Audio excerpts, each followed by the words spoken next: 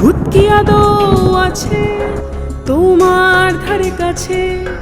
ভূত কি আদৌ আছে তোমার ধারে কাছে? জেনে নাও সঠিকটা, শোনো মন দিয়ে গল্পটা। ভূত ভূত ভূত ভূত ভূত ভূত ভূত ভূত ভূত ভূত ভূত ভূত ভূত ভূত ভূত ভূত ভূত ভূত।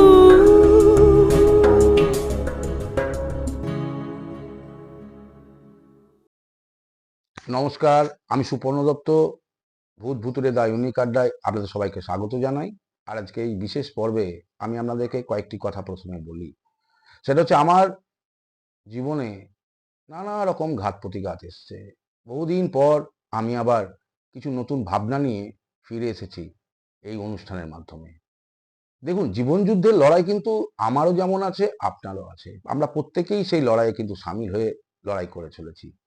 কেউ এই লড়াইয়ে হেরে যায়, কেউ টিকে থাকে। তবে আমি এখনো হেরে যাইনি। আমি এই লড়াইয়ে টিকে থাকতে চাই। তবে টিকে থাকতে গেলে আপনাদের সহযোগিতা কিন্তু আমাকে লাগবেই। আপনারা সহযোগিতা, আপনাদের আশীর্বাদ, আপনাদের ভালোবাসা ছাড়া আমি এক পাও আগাতে পারবো না। তবে বিশেষ করে আমার এই অনুষ্ঠান ভূত ভুতুড়ে দা ইউনিক আড্ডা, এটার উদ্দেশ্য কি সেটাও কিন্তু আপনাদেরকে আমি পরিষ্কার করে জানাতে চাই। সেটা হচ্ছে যে দেখুন, আমরা ছোট থেকে নানা রকম ভূতের গল্প দাদু ঠাকুমা মাসি পিসি এদের কাছ থেকে শুনে এসেছি। তো সেই সব গল্পগুলো শুনে আমরা কিন্তু কখনো ভেবেছি এটা কি সত্যি, এটা কি ঠিক? এরকম অনেক ঘটনা ঘটেছে। আর পশ্চিমবঙ্গ তথা ভূভারতে অনেক মানুষ আছে যারা কিন্তু তাদের জীবনে কোনো না কোনো এক সময় কোনো রকম ভাবে কোনো একটা ভৌতিক অনুভূতির ঘটনা তাদের জীবনে ঘটেছে। এরকম হয়তো আপনার জীবনেও ঘটেছে, অন্যের জীবনেও ঘটেছে। তো আমি সেই সব মানুষদের খোঁজ করব যারা তাদের জীবনে কোনো না কোনো এক সময় ভৌতিক কোনো ঘটনার সাক্ষী থেকেছেন। এই যেমন ধরুন না, বিশ্ববরেণ্য চিত্র পরিচালক সত্যজিৎ রায়, তার এক চরিত্র তারিণী খুড়ো। তিনি যেমন তার জীবনের নানান অভিজ্ঞতা তার বাচ্চাদের কাছে তিনি কিন্তু শেয়ার করতেন, গল্প করে শোনাতেন ভূতের গল্প, এবং বাচ্চারা সেসব গল্প শুনতো।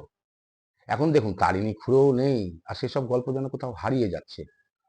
তাই সেই সব গল্পগুলো যাতে হারিয়ে না যায়, মানুষের মনের মধ্যে গেঁথে থাকা ভূতের ভয় এবং ভূতের যে গল্পগুলো, সেগুলো আড্ডার ছলে আমি শুনবো।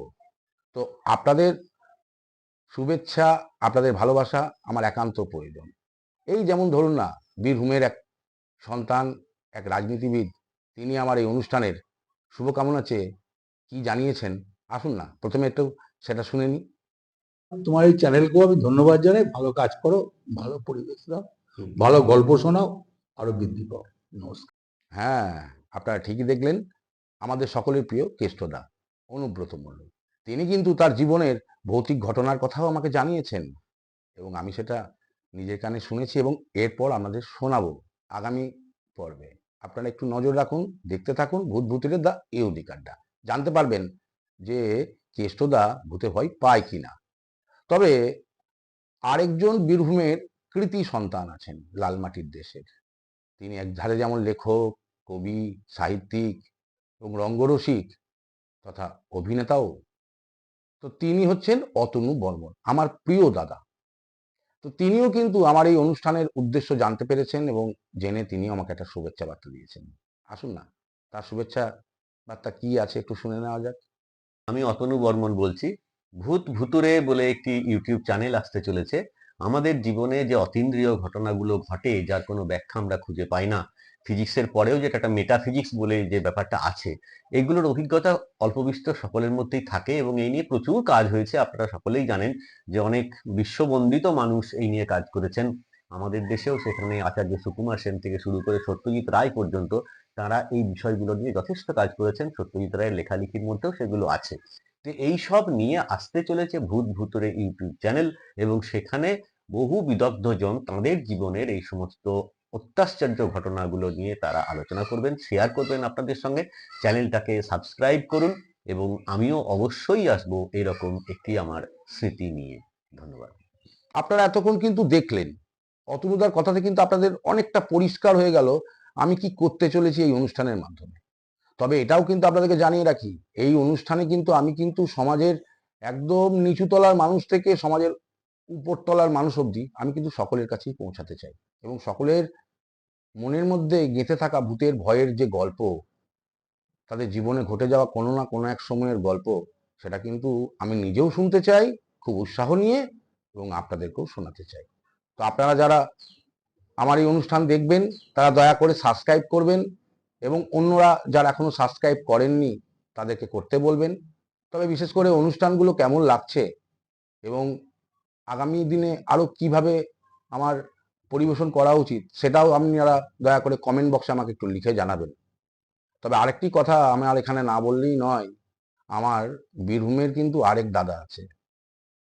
তিনি হচ্ছেন রাজ্যের মানুষের কাছে খুব বিশেষ পরিচিত হেড স্যার হিসেবে। একটা বেসরকারি টিভি চ্যানেলের মজার অনুষ্ঠানে, হাস্যরসের অনুষ্ঠানে তিনি কিন্তু পরিবেশন করেছিলেন তার হাস্যরস, এবং সেটা কিন্তু সারা বাংলা জুড়ে কিন্তু খুবই প্রচারালয়, খুবই কিন্তু ছড়িয়ে পড়েছিল মানুষের মধ্যে সেই হেড স্যারের গল্প। সেই হেড স্যার আর কেউ না, স্বরূপ চ্যাটার্জি, আমার আরেক দাদা। সেই স্বরূপদা আমার অনুষ্ঠানের শুভকামনা চেয়ে একটা বার্তা দিতে চেয়েছে। আসুন না, স্বরূপদার বার্তাটা একবার শুনে নেওয়া যাক। আমি স্বরূপ চ্যাটার্জি। আমার ভাই সুপর্ণ দত্ত ইউটিউবে একটা চ্যানেল করেছে, ভূত ভুতুরে ইউনিক আইডিয়া, এবং সেই ইউনিক আড্ডাতে বেশ কিছু ভালো ভালো অংশ, জীবনে ভৌতিক অভিজ্ঞতা, ভূত সম্পর্কে ধ্যান ধারণা ইত্যাদি নিয়ে খুব ভালো ভালো বেশ কিছু অনুষ্ঠান করছে। এই ভূত এবং অদ্ভুতুরে ব্যাপার, এই সমস্ত কিছু নিয়ে দেশ বিদেশের বিভিন্ন সাহিত্যের বিখ্যাত গল্প নিয়ে আমিও আসছি। আপনারা থাকছেন তো? হ্যাঁ, এতক্ষণ দেখলেন স্বরূপদা অর্থাৎ আমাদের হেড স্যার কি বললেন। তিনি আমার এই অনুষ্ঠানে তো থাকবেন, কথাই দিয়েছেন। তবে বিশেষ করে অতনুদার কথাই বলি, অতনুদা কিন্তু তার জীবনের একটা ভৌতিক কাহিনী আমাদের শোনাবেন, সেটা কিন্তু আপনারা দেখবেন এবং নজর রাখবেন। আর কেষ্টদার কথা তো বলি, আগেই বলেছি, কেষ্টদার জীবনে ঘটে যাওয়া একটা ভৌতিক ঘটনার কথা তিনি আমাকে জানিয়েছেন, আর সেটা আমি আপনাদের সামনে খুব তাড়াতাড়ি আনতে চলেছি। নজর রাখুন, দেখতে থাকুন ভূত ভুতুরে দা ইউনিক আড্ডা। তবে ওই যে শুরুতে বলছিলাম ঘাত প্রতিঘাতের কথা, জীবন যুদ্ধের লড়াই, জীবন যুদ্ধের লড়াইয়ে আমি কিন্তু বিশেষ করে টিকে থাকতে চাই। আমার আর কোনো লক্ষ্য নেই, টিকে থাকবো যেন আমি হেরে না যাই। তাই হেরে যাতে না যাই, তাই আপনারা দয়া করে আমাকে আশীর্বাদ করবেন, ভালোবাসা দেবেন। আমার এই অনুষ্ঠানটা যাতে আরো আমি সুন্দরভাবে পরিবেশন করতে পারি, তার জন্য আপনারা আমাকে এই কমেন্ট বক্সে লিখে জানাবেন। তবে প্রচুর প্রচুর শেয়ার করুন, লাইক করুন এবং সাবস্ক্রাইব করুন। যারা এখনো সাবস্ক্রাইব করেনি তাদেরকে দয়া করে সাবস্ক্রাইব করতে বলুন, তাতে আমি অনুষ্ঠানটাকে যেন আগামী দিন আরো সুন্দরভাবে পরিবেশন করতে পারি। তবে খুব তাড়াতাড়ি আপনাদের সামনে আমি আনতে চলেছি ভূত ভুতুরে দা ইউনিক আড্ডার প্রথম পর্ব। আর মাত্র কয়েকটা দিনের অপেক্ষা, একটু অপেক্ষা করুন, ধৈর্য ধরুন। আজকের মতো এখানেই থামছি। সবাই ভালো থাকবেন। নমস্কার। ভূত ভূত ভূত ভূত